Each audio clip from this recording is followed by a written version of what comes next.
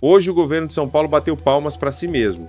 Tarcísio de Freitas e o secretário Renato Feder apareceram na frente das câmeras para anunciar que os alunos da rede estadual voltaram ao nível pré-pandemia em matemática. Fogos, aplausos, discurso bonito. Mas antes de você acreditar em qualquer coisa que esse governo te vende, fica aqui comigo porque eu vou te mostrar o que eles não falaram, o que os números escondem e por que você deveria questionar tudo isso com muito mais seriedade do que a imprensa está questionando. Vamos começar pelo básico. O Saresp é uma prova aplicada e corrigida pelo próprio governo do estado. Isso mesmo. O mesmo governo que é avaliado é o mesmo que organiza, aplica e divulga os resultados da avaliação. Não existe auditoria independente com poder real de contestação. Não existe comissão externa com acesso irrestrito aos microdados. O que existe é um governo dizendo que foi muito bem, usando uma régua que ele mesmo fabricou. Em qualquer país que leve a educação a sério, isso seria chamado pelo nome que merece, conflito de interesses gritante. Agora vamos falar dos números, porque é aqui que a história começa a cheirar mal. O governo comemorou que os alunos do 9º ano tiraram 260,3 pontos em matemática, superando os 259,9 de 2019, o último ano antes da pandemia. 4 décimos de diferença, repete, 4 décimos. E foi por isso que o governador convocou coletiva de imprensa. Foi por isso que o secretário Renato Feder apareceu sorridente para a imprensa.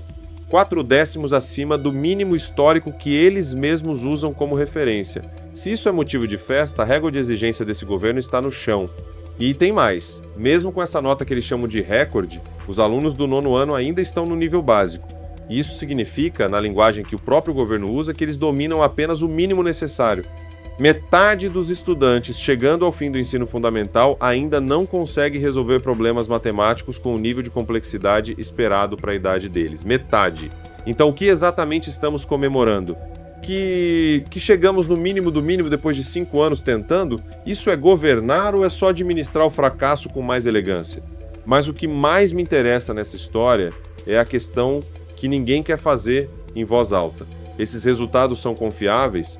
Porque quando você olha a velocidade com que os indicadores melhoraram, especialmente nos anos iniciais, onde o governo anuncia que 95,4% das crianças do 2º ano já estão alfabetizadas, sendo que 2 anos atrás esse número era de 82,8%, você precisa parar e perguntar: o que mudou tão dramaticamente nesse intervalo? Que milagre pedagógico aconteceu em São Paulo que não aconteceu em nenhum outro lugar do mundo com a mesma velocidade? Quando o número sobe assim tão rápido, tão bonito, justo no ano em que o governador está de olho em algo maior, a primeira coisa que um cidadão crítico deveria fazer é pedir para ver os dados brutos. Pedir para auditores independentes entrarem nas escolas. Pedir para professores da rede falarem sem medo de perder o emprego. E por falar em professores, onde estão eles nessa história?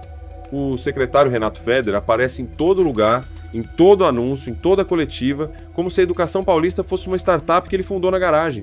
Mas os professores que ficaram dentro de sala de aula durante a pandemia, que deram aula pelo celular, que compraram material do próprio bolso, que receberam turmas destroçadas emocionalmente em 2022, esses professores aparecem onde nessa narrativa de sucesso? Aparecem no salário? Aparecem no reconhecimento público? Ou eles aparecem apenas como variável de custo nos cortes orçamentários que esse mesmo governo aprova todo ano? A educação pública brasileira está longe de estar bem. São Paulo está longe de ser modelo. E um governo que usa uma avaliação própria, com metodologia própria, para se autoavaliar e se autopromover, não está prestando contas à população, está fazendo marketing com dinheiro público. Você foi à escola pública. Seus filhos talvez estejam lá agora. Você merece saber a verdade, não a versão que um secretário ambicioso escolheu te contar numa coletiva bem iluminada. Enquanto Tarcísio de Freitas e Renato Feder apareciam sorridentes para a imprensa comemorando os resultados do Saresp, os professores que produziram esses resultados estavam em outra luta completamente diferente. Uma luta por salário digno, por condições mínimas de trabalho e por respeito, 3 coisas que esse governo claramente não considera prioridade. Os fatos são esses. Em abril de 2025, cerca de 10 mil professores foram às ruas na Avenida Paulista para rejeitar a proposta de reajuste de 5% oferecida pelo governo, um índice abaixo da inflação do período. Agência SP.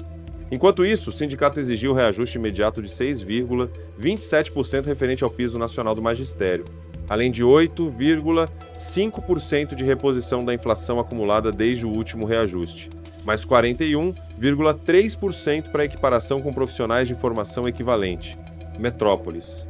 O governo ignorou e ainda teve a coragem de judicializar a greve, tentando criminalizar professores que simplesmente queriam receber o que a lei determina.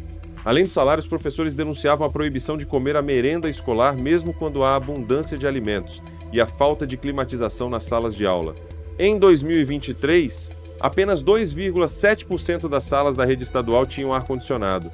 A agência SP professores e alunos literalmente cozinhando dentro de sala, enquanto o secretário Renato Feder aparecia em capa de revista como o grande reformador da educação paulista. A rede estadual tinha, em 2023, mais de 82 mil professores temporários contra menos de 70 mil efetivos, um modelo de precarização que retira direitos, paga salários mais baixos e mantém a categoria sem estabilidade. Tribuna do Sertão. E recentemente, a própria Justiça precisou proibir Tarcísio de manter professores temporários fora da rede estadual por 3 anos. Secretaria da Educação de São Paulo, o que mostra que nem a ilegalidade foi suficiente para este governo mudar de postura. Então, da próxima vez que você vê esse governo batendo palmas para si mesmo com nota de prova, lembra de perguntar em que condições esse resultado foi feito e quem pagou a conta. Deixa o like, se inscreve e comenta aqui embaixo o que você pensa sobre isso.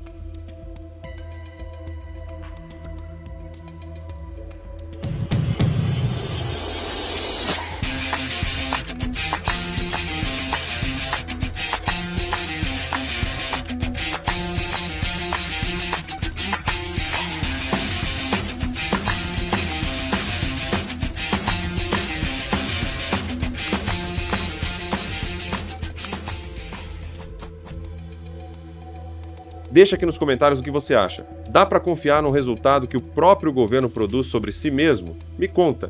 Compartilha esse vídeo com quem precisa ver. Inscreve no canal e deixa o like, porque esse é o tipo de conversa que a grande mídia não está tendo.